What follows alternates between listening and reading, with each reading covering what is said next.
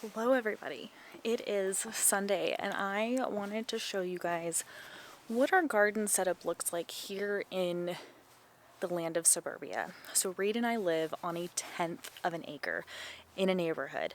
Like, I can currently look into 5 of my neighbors' backyards. Okay, that is how tightly packed we are. However, Reed and I have goals to make this work. We have goals to go ahead and build our self-sufficiency skills now, which include growing our own food, preserving our own food, and I want to build these skills now before Reed and I get onto a property with more space where we can grow in more abundance, and we can then be prepared when the time comes to add on and expand and add chickens and who knows what else. So we are using this current property to build up our foundational skills. So I wanted to show you what we're working with, how we set everything up on this small plot and make it work. So let me turn you around and I'm going to take you on a tour. This is one of the sides of our house. Reed and I picked up these rotating composting bins on the side of the road.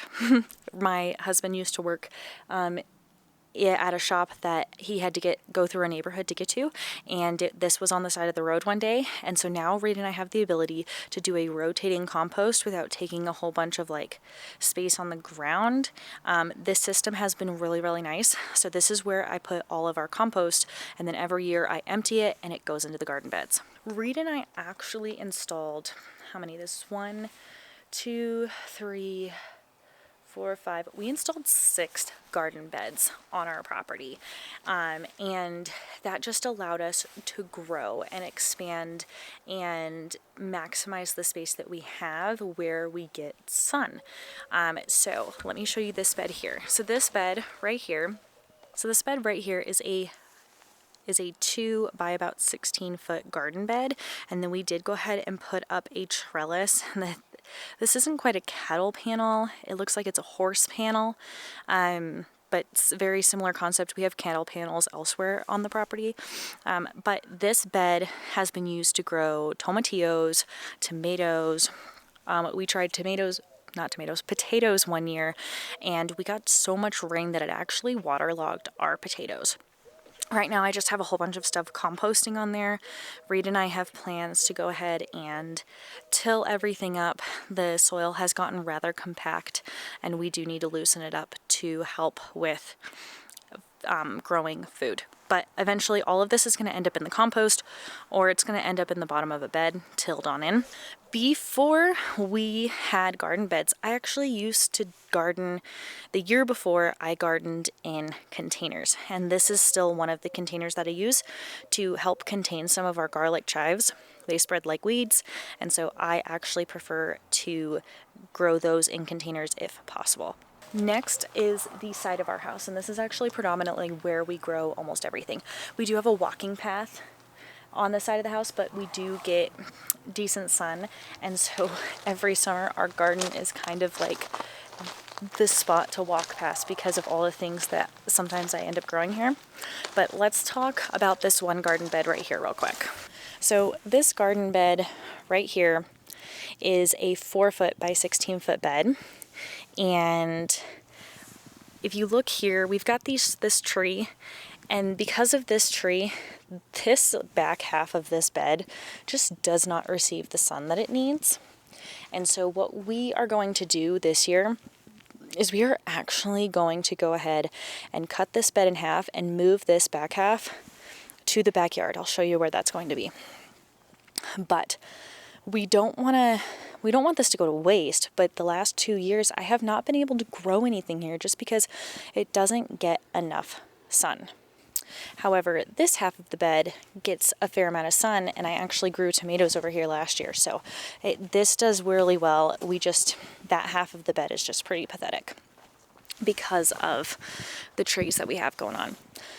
With that, if you're gonna notice that we have these little hoops. So Reed and I, my first year with these garden beds, I was so ambitious, and I put my cool weather crops out in May, and the hail damaged everything.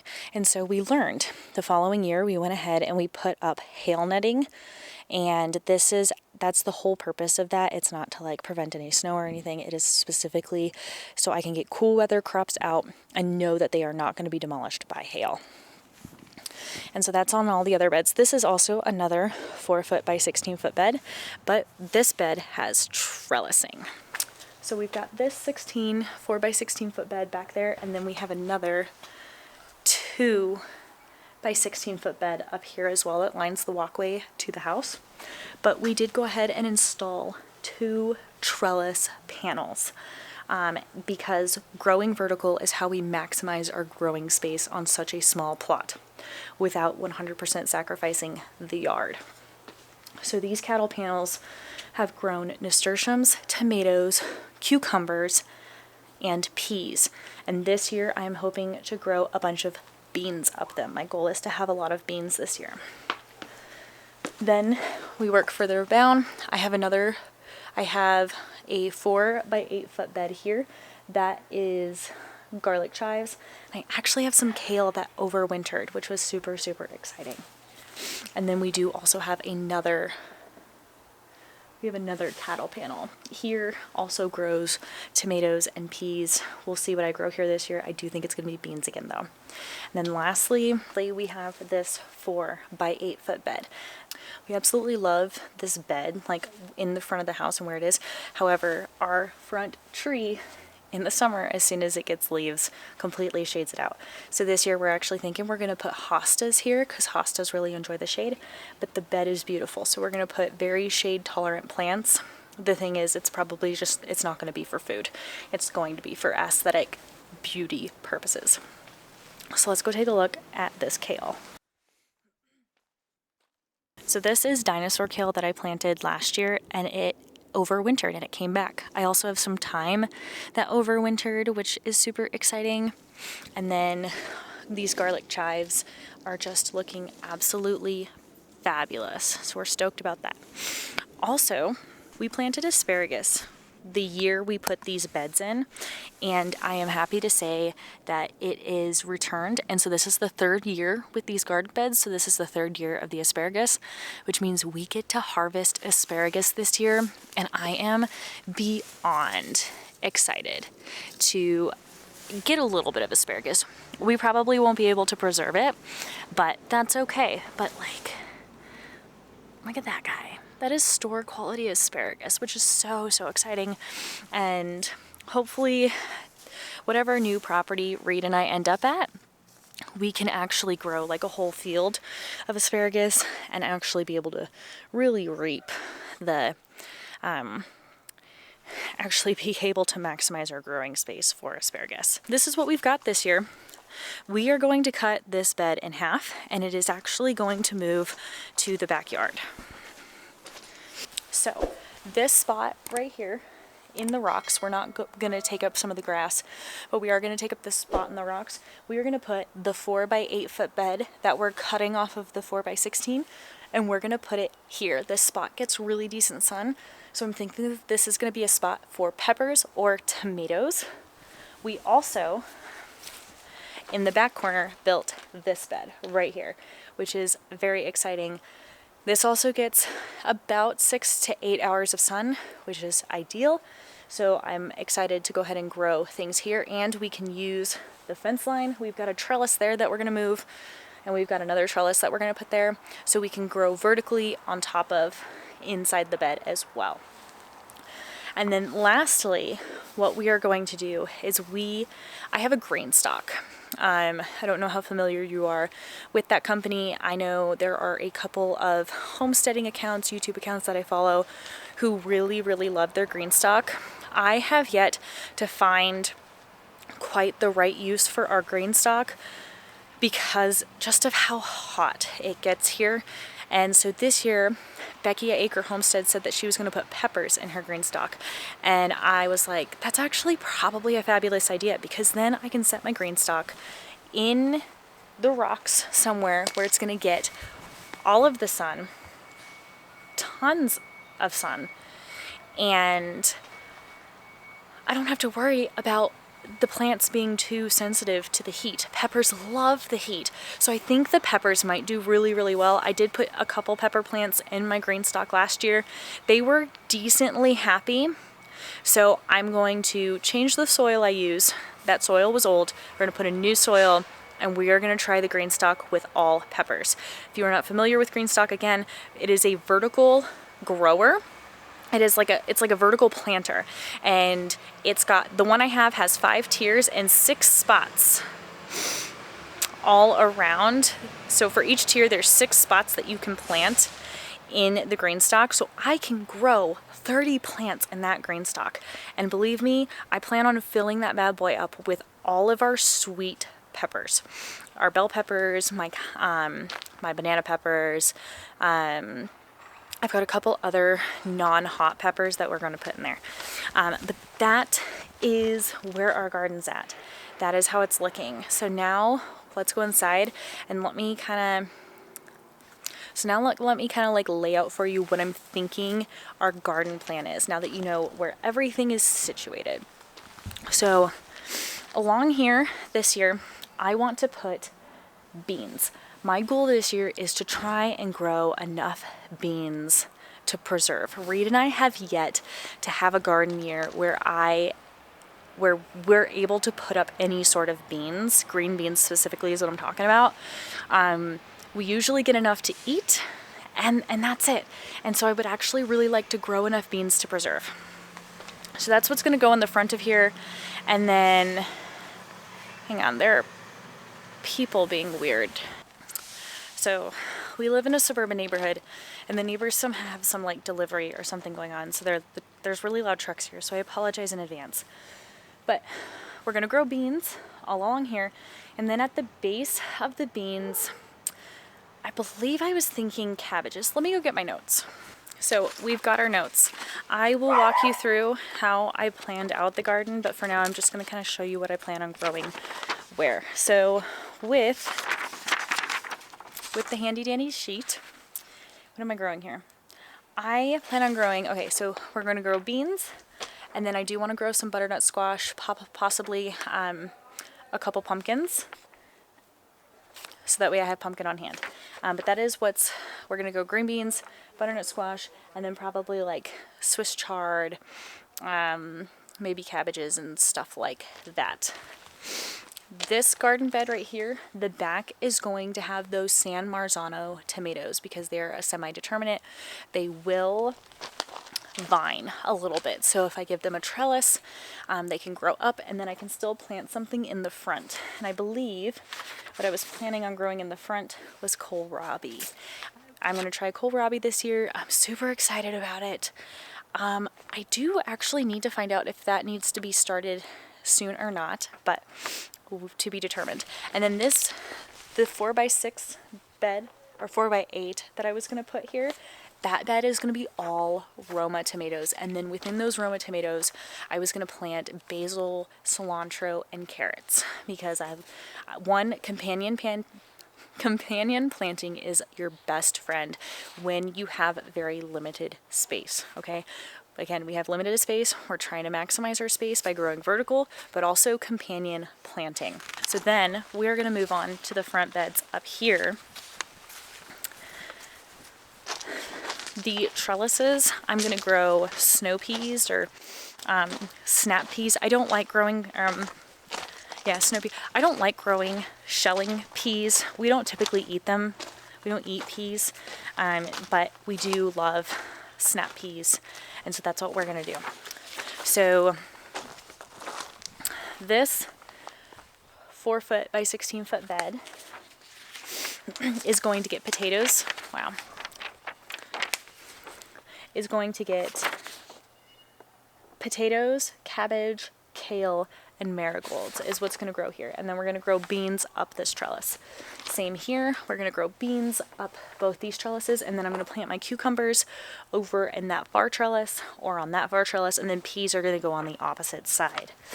In this bed up here, that 4x8 bed right there, I am planning on putting all of our lettuce. So like our really delicate leafy greens, lettuce, spinach are going to grow up in that front bed because that gets moderate sun until about like 1, and then it kind of gets shaded out by our big tree here, and that actually keeps our lettuce from bolting, and I'm able to get a longer lettuce harvest because of the shade. Again, here in northern, we're like north central Colorado, we go from like a moderate spring to dead of summer.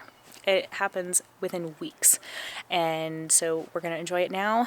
However, it does not last long, so finding a spot that gets shade later in the evening is essential. In this bed, this 2 by 16 foot bed, I am planning on peas, cosmos, radishes, and then possibly another vining tomato is going to go somewhere. I don't plan on having a lot of vining tomatoes this year, aside from the San Marzanos, so we'll see. And then I already told you what the plan was for the bed up front. This bed's going to have our zucchini in it. Okay, so I grew tomatoes here last year. We're going to put zucchini here. We're going to put flowers here, and then I may possibly grow other like bigger pumpkins. I think I have a Gerardelle pumpkin. I'm going to put a Gerardelle pumpkin in the back so it can grow that way into the rocks, and I don't have to worry about it going into the HOA or like getting in our way in the grass and everything. But that is how I set up.